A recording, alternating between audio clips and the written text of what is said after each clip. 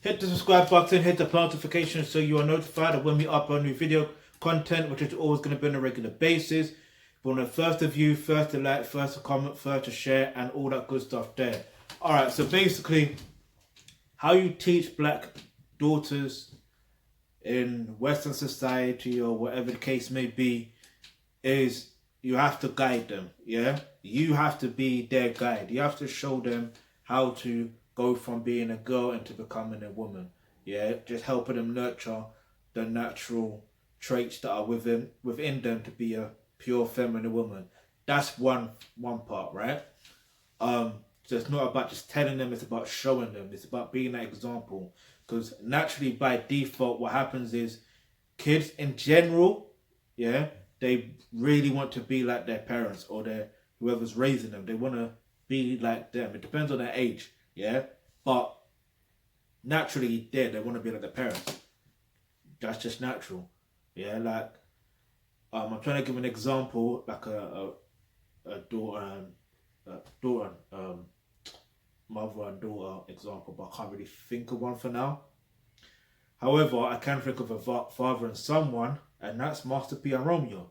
Romeo wants to like be like his dad, and his dad is teaching him, his ways and stuff like that. And obviously, he's got his DNA, so there's certain things that's going to be natural to him, and things like that. But as far as black daughters are concerned, at the end of the day, living in Western society, unfortunately, what tends to happen is, there's colorism, then there's racism, and there's prejudices, and there's stereotypes, and, it all comes to a thing where it can affect children, especially from a young age, and it can traumatize them, and it can make them think of certain things in certain ways. There's you don't know what's really going on in the kids' mind. You just don't know. You really don't know. So if they're getting picked on, for example, and they're getting called ugly and stuff like that,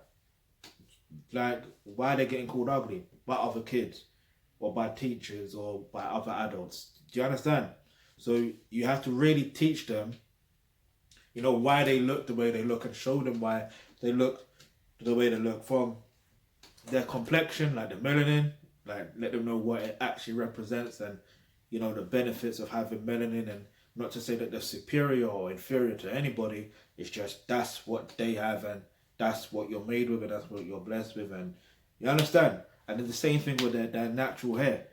Yeah, let them know exactly the benefits of having natural hair, and different styles that they can do with their natural hair, and let them know about if they their lips, the eyes, the nose, because look, me growing up, yeah, I do remember, even though I'm a guy, it's I do remember them little, no little things, them this, rubber lips, or when they had the nose jokes about smelling certain things from a distance or something like that.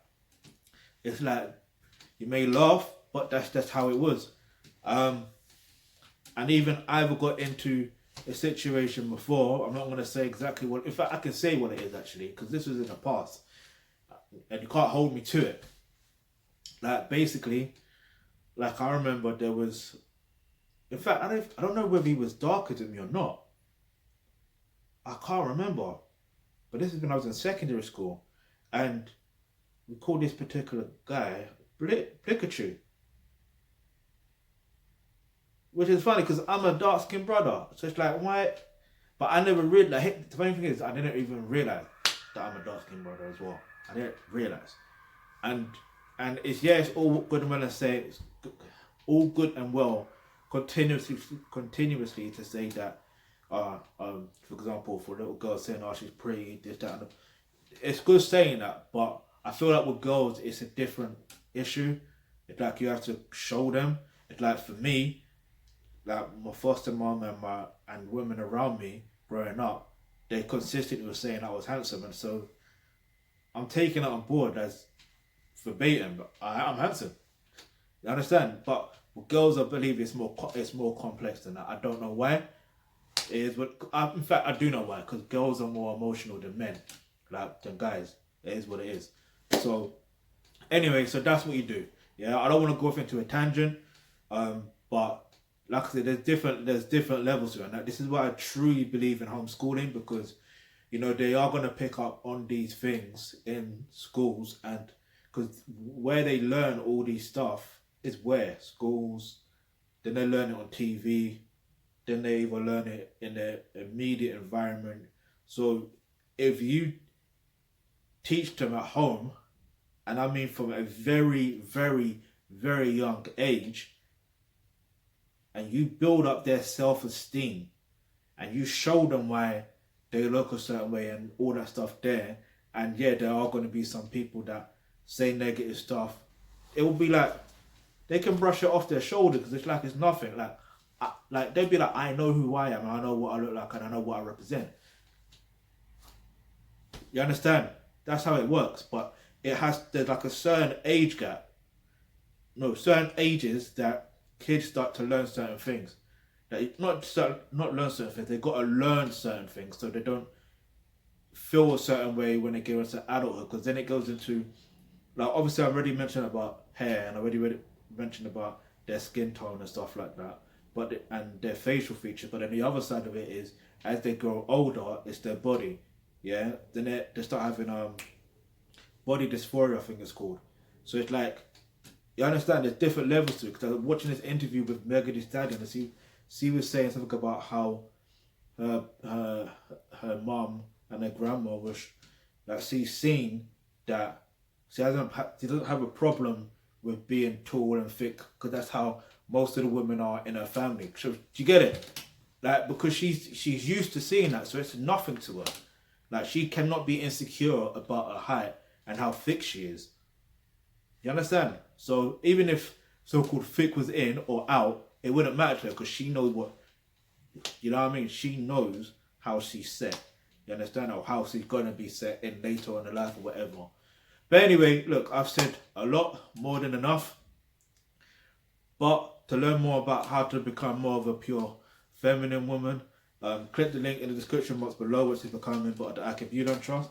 You get access to online courses such as roles and relationships, and that's where you're going to learn how to know what a pure feminine woman is, and how to develop your daughter or black girls into becoming a pure feminine woman.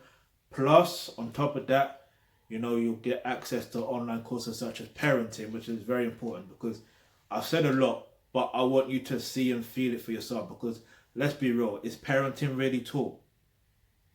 Leave your answer in the comment section below. Let me know, is parenting really taught? And I'm talking about the real shit. Because some say you have to learn through trial and error. No, you don't have to learn through trial and error. Once you've got a template, you've got a template. You understand? Like an eagle does eagles have courses on how, you understand? Like, so it's about setting up that basis there and letting run with it, so you can pass that knowledge on to your kids, and then as they get older, naturally they pass it on to their kids, and so on and so forth. Yeah. But anyway, if you've got any questions, any topics you'd like for us to discuss, leave that in the comment section below. And remember, hit the subscribe button and the bell notification, because you never know, the video you suggest might just be next.